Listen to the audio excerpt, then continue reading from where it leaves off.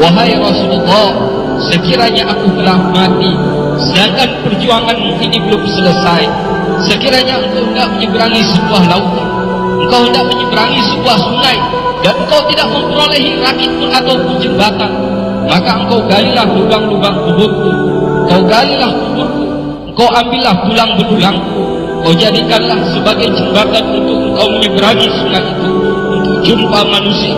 Ingatkan mereka kepada kebesaran Allah.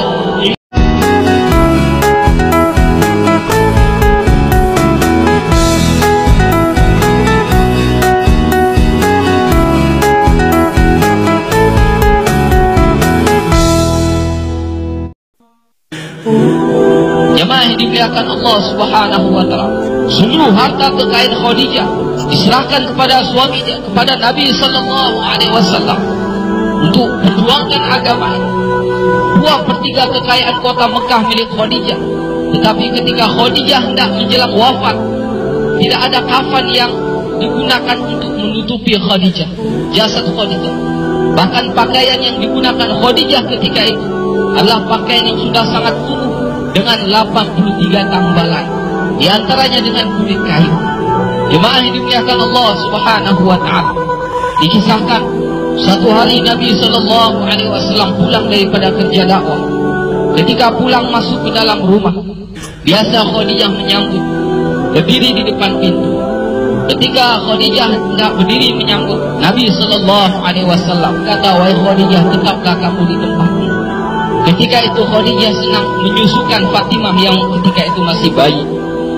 Tuan-tuan yang dimuliakan Allah Subhanahu wa taala, karena begitu pengorbanan Nabi dan Khadijah untuk agama ini, untuk macam mana hari ini kita kenal Rabb, untuk macam mana hari ini kita kenal macam mana kita sholat, macam mana hari ini kita kenal Tuhan yang sebenarnya, kita kenal Allah.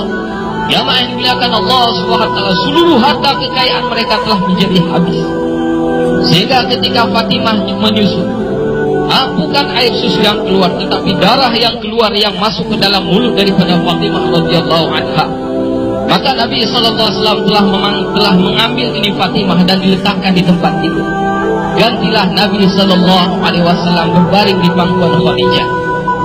Maka Nabi SAW karena begitu lelah jumpa manusia dengan menghadapi caci maki dan fitnah manusia ketika itu, Nabi tertidur. Ketika itulah Khadijah dengan belayan kasih sayang membelai kepala Nabi SAW. Tak terasa air mata Khadijatul Kubra menetes di pipi Nabi SAW. Nabi pun terjaga. "Wahai Khadijah, kenapa engkau menangis? Adakah engkau menyesal bersuamikan aku Muhammad? Dahulu engkau wanita bangsawan, engkau mulia, engkau hartawan, tetapi hari ini engkau telah dihina orang. Semua orang telah menjauh darimu. Seluruh harta kekayaanmu habis. Adakah engkau menyesal, wahai Khadijah, bersuamikan aku Muhammad?" Khadijatul Kubra kata, "Wahai suamiku, wahai Nabi Allah, bukan itu yang aku tangiskan. Dahulu aku memiliki kemuliaan.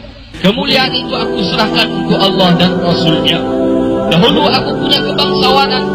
Kebangsawanan itu pun aku serahkan untuk Allah dan Rasulnya. Dahulu aku memiliki harta kekayaan. Seluruh harta kekayaan itu pun telah aku serahkan untuk Allah dan Rasulnya.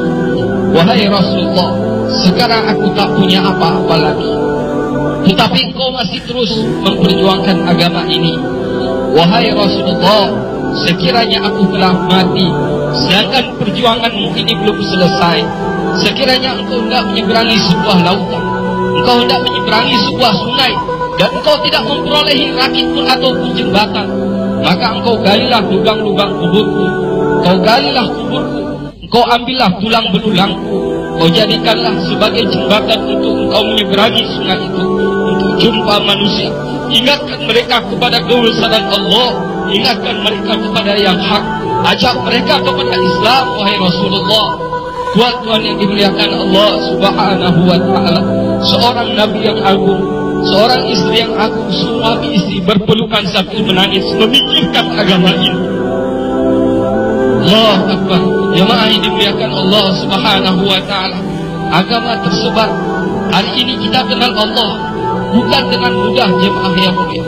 Agama sampai dalam kehidupan kita, agama sampai ke kampung kita, Agama masuk ke dalam rumah-rumah kita. Agama sampai ke dalam hati-hati kita, jemaah yang mulia. Bukan dibawa oleh burung, bukan dibawa oleh angin, bukan dibawa oleh air sungai yang mengalir, bukan, jemaah yang mulia, tapi dibawa oleh pengorbanan Nabi dan para sahabat. Dibawa oleh pengorbanan para janda sahabat. Dibawa oleh pengorbanan yatim-yatim para sahabat, jemaah yang mulia. Ulama beritahu hari ini kita senang-senang amal agama di atas penderitaan dan jeritan janda-janda dan yatim para sahabat. Hari ini kita kadang-kadang senang amalkan agama di atas penderitaan Khadijatul Kubra radhiyallahu ta'ala. Jemaah yang dimuliakan Allah Subhanahu wa ta'ala, kalaulah hari ini kita tidak hargai pengorbanan mereka, apa yang harus kita jawab di hadapan Allah? Kalaulah kita jumpa Allah, apa yang akan kita jawab di hadapan Nabi kalau kita jumpa dengan Nabi? Apa yang akan kita jawab kalau kita jumpa dengan Abu Bakar yang telah menghabiskan seluruh harta bendanya untuk agama?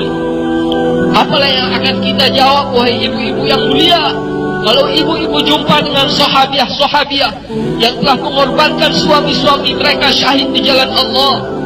Apa yang akan kita jawab sekiranya kita jumpa dengan anak-anak yatim para sahabat, sedangkan mereka telah mengorbankan ayah-ayah mereka untuk perjuangkan agama ini?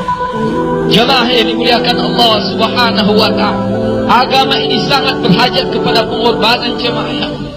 Agama tidak akan tersebar dengan tulis-tulisan, agama pun tidak akan tersebar dengan cakap. Agama tidak akan pernah wujud dalam kehidupan kita tanpa kita mengorbankan diri kita, jemaah. Sudah menjadi syarat, agama akan wujud melalui pengorbanan, jemaah yang mulia. Hidayah akan datang dalam diri kita melalui pengorbanan. Agama akan tersebar, hidayah akan tersebar ke ujung-ujung dunia, jemaah yang mulia, melalui pengorbanan.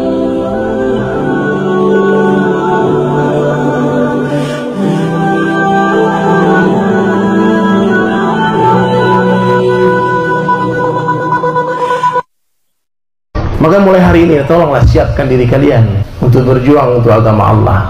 Gunakan waktu untuk agama, kalau tidak waktu pasti akan berlalu tapi bukan untuk agama. Sibukkan dirimu dalam perkara agama, kalau tidak kalian pasti akan sibuk tapi bukan dalam perkara agama. Gunakan hartamu untuk agama, kalau tidak hartamu pasti akan habis tapi bukan untuk perkara agama.